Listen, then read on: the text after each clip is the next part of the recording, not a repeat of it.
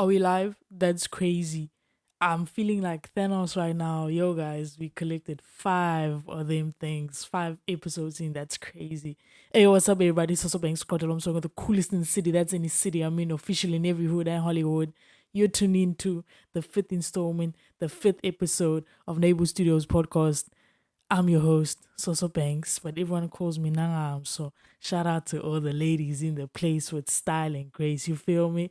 Yo, folks, remember when you were younger and your older sibling, cousin, or relative gave you a smaller piece of cake or a smaller bite size of something edible just because you were smaller or younger? That was like hella infuriating, right? You're damn right. Well, today we'll be talking about all things split sheets. Why is split sheets important, you ask? Because they contain all the details of each creator's ownership percentage of a song. So it's essentially an agreement, that acknowledges a person, like each person's contribution, so that there's no conflict when it comes to things like royalty, distribution, and to make sure that, every contributor is compensated fairly.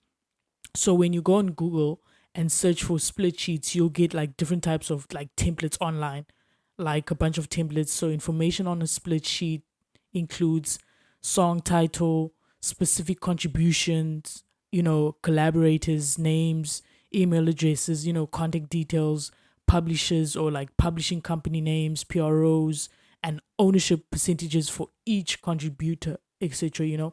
I remember last year, Herc Cut The Lights stated that y'all, or we rather, should normalize split sheets before releases. And I quote, "This finessing is getting boring now." That's what he said. If you didn't know, Herc Cut The Lights has produced songs like Good Time by Shasha, Kwenzekile by Somnyama. He co-produced on Pretty Ugly's Njaka. Story by Ben September, Stuck as well by Ben September. Oh no, yes, Stuck as well by Ben September. And then he featured on Darling Wonga's Not Dolly alongside DJ Maporisa. So he's a young heavyweight when it comes to producing and audio engineering. Where I'm going with this is that if he's complaining or bringing forth awareness of split sheets and the carelessness when it comes to paperwork, then it makes you wonder what the younger new wave generation of guys are doing. So shout out to her, Cut the Lights, for shedding light on that. So it's always good to do split sheets, either before or after the session, so that everyone rightfully gets proper percentages that they need to actually make money. Remember, we said like this is an agreement, right? So there may be a clause on the ownership and administration that states that this has nothing to do with the master recording of the composition. So what you really want is a full length split sheet so that you don't leave room for interpretation. That's why I would recommend, using not using a template from the internet. So get in touch with, a seasoned professional, like real entertainment law professionals, to help you get started with your split sheets or even upgrade the current one you have to add more missing details, because the ones on the internet have a lot of missing details, like, so I wouldn't recommend using templates from Google. And since we're in the spirit of standing on business, we'll be adding a new segment either as like a standalone episode or within an episode, where we discuss, different business models that different artists use. This includes, smaller acts to the top dogs all over the world. I personally think this is going to be fun. Also, learning about different systems, especially systems of real independent artists. Independent is the new sexy or buzzword in music, but these business models really show you who's really really independent. Remember that last time, I think it was Chance the Rapper that scammed all of us, what him being independent and all that. But we'll get to that. So business models are something that we'll be discussing, thoroughly in episodes or as standalone episodes. So, yeah, no, this is an exciting journey. So, stay in tune for that as well. We're trying to incorporate every aspect of, the music business so that we enhance the palette of everyone, when it comes to the business of music, and just advance the conversation as well, when we're debating. So staying in music business news, Spotify agaphumekthetheni. When it comes to Spotify, we'll always have something to talk about. And it's been mostly negative for the last month or two. So it was reported that Spotify laid off 1,500 of the employees. That is insane. On Tuesday, the CFO of Spotify cashed out on $9.3 million in shares. Nabi, that's crazy. You see, the thing is, Spotify isn't making any money like that. Take the information I relayed in the last episode and the fact that they are in a 360 deal with three major labels.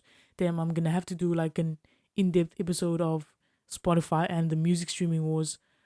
It's crazy, bro. Like, the chain of events is crazy. So they have Spotify Wrapped. They let go of 1,500 employees, and then the CFO cashes out on $9.3 million. That's unfair, bro. That's ruthless. That's ruthless. That's, praise out to those people. Yo, shame, man. Yeah, no. That's crazy. That's crazy. Moving on to MTV based Hard as MCs. Hey, and if us born as a tool, right? So MTV based Hard as MCs was first introduced in 2014. One of the hosts was none other than Lugal himself, Usizwe Lomo.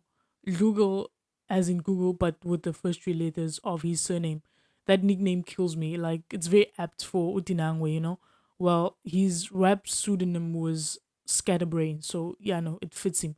Anyway, every year there's an uproar when it comes to this list. So the judges were Keezy, DJ Zandy, uh, Kamo something, and Snembata, with Teho Koke being the host.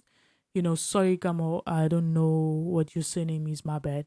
And the hottest MCs list goes: number 10, Touchline; number 9, K Kid; number 8, Bravo LaRue; number 7, Aries; number 6, Blackie; number 5, Nyovest; number 4, KO; 3, Maglera; Nasty C with number 2, and AKA with number 1.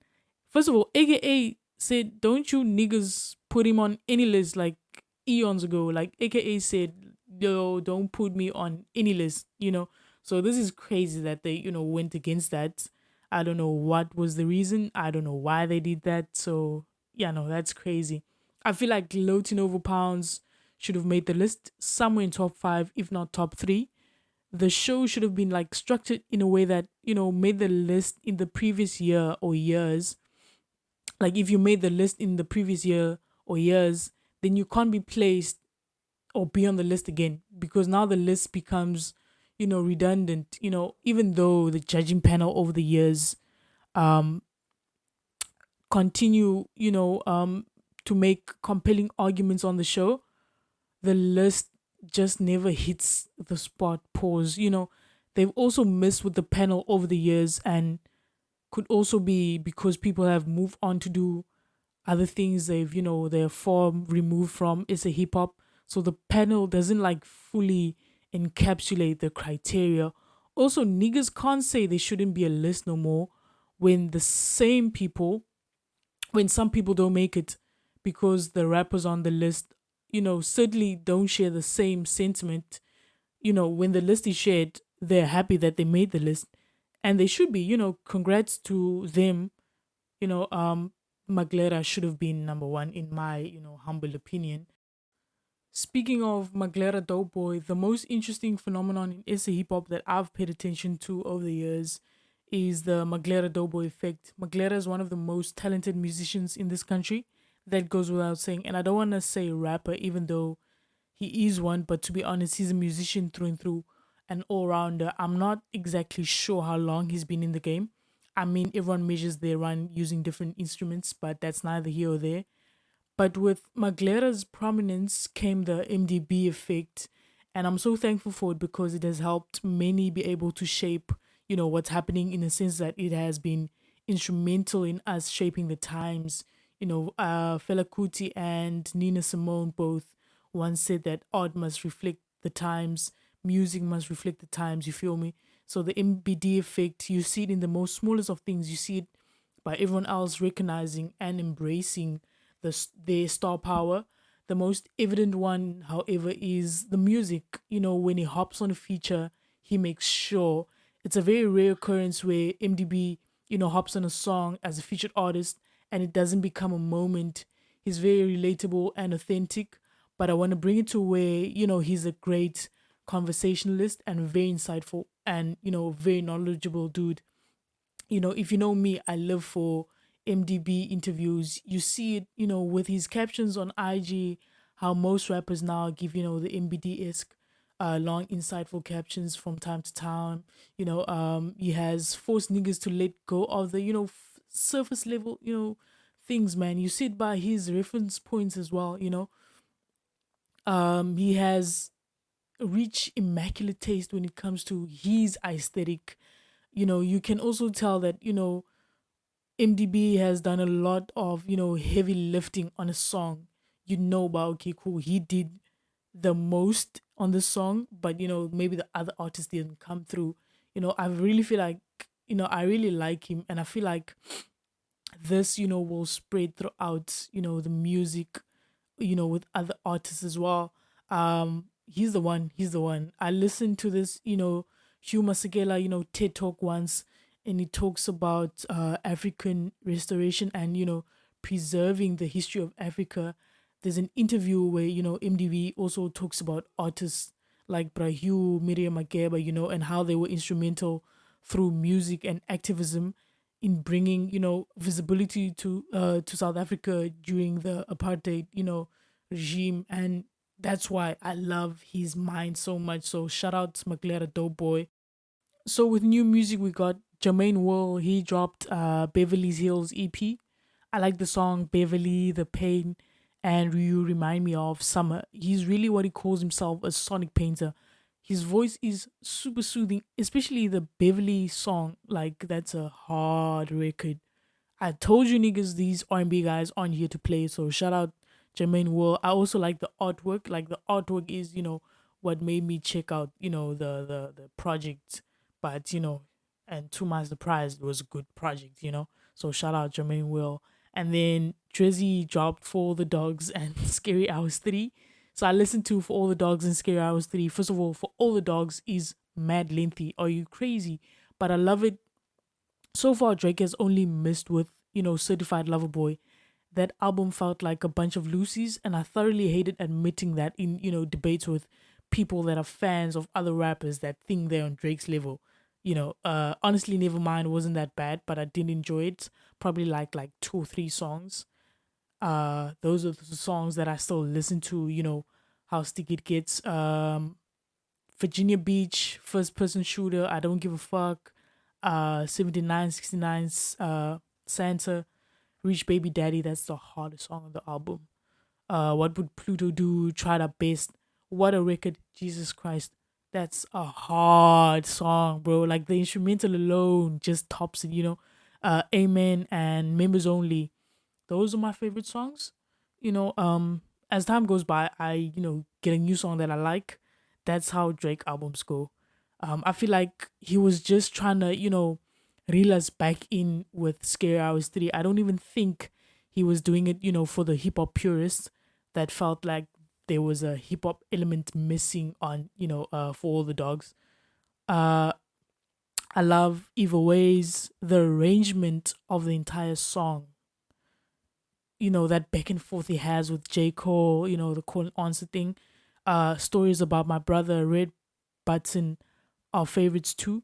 Drake is, an interesting character, and I say character because myself and a lot of other people, a handful of other folks, let me rather say, believe that, Drake is a method actor, and he has nailed it in my humble opinion. He has nailed method acting, He's an interesting character because on his Rap Radar interview, he said that he's not worried about his peers always at in the game at the moment. I might be misquoting him here, but he's more mindful of the kids or the kid that's at home that might knock him off his run or leave a dent, while we're waiting for that Drake album where his back is against the wall, So he's not even there yet. So that Drake album that we think we're gonna get, he's not even there yet.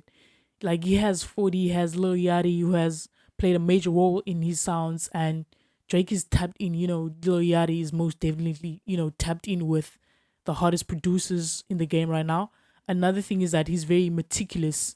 A very like every second on a Drake song counts, and he has a machine behind him, and it won't stop for nothing. What a time to be alive! Damn, I don't know how I forgot on my Grammy snub list. I forgot to add Don Toliver. He dropped one of the craziest albums this year. Like I love Cinderella. I love the song with James Blake. I love that song. That song, man. If you play that song, think of me. You know what I'm saying? That's my song. That's my song. Shout out to Don Toliver. Super super talented dude. Yo, phenomenal musician. And like he's a legacy artist. So, I genuinely wanted to show love to Don Toliver. And if you haven't listened to that album that he dropped this year, please go listen to it. Please go listen to it. He even dropped like another crazy album. I think his album before this one, the one with Cardigan on it, the music video with Dre Michelle in that cold ass fit. Oh my goodness, that nigga had badass Dre Michelle. Crazy in that music video, bro. Yo, that's a cold music video. That's a cold music video. But 5 episodes in, we crazy. We going crazy right now. Like I was not was, but I'm always super surprised by who's listening. Like it's the people I don't expect to listen to this podcast, bro. And that's all thanks to you guys. So let's keep on sharing those Spotify links, the YouTube. We will be on YouTube soon. We'll be on YouTube soon, with the visuals. But everything has to be in order for that to happen. But we'll be on YouTube soon. So please share the Spotify links, Amazon, Apple Podcasts, share it with everyone, dog. Like if you and your friends, love talking about music, this is the podcast, to listen to.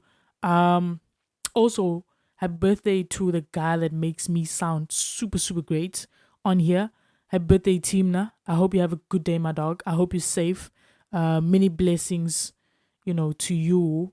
Thank you, thank you, thank you, thank you so much for everything that you do. That guy literally chills in my brain. He knows what I'm about to say before I even say it. You get what I'm saying? So, shout out to Timna, Neighborhood Studios, podcast audio engineer. Happy birthday, my dude. Shout out. You guys have a good, weekend. And everyone that's had, never mind. Never mind. Let me not discuss that. But, 5 episodes in, we're going crazy. Just expect greatness from here on. From the first episode already, you should have expected that. But let's go crazier,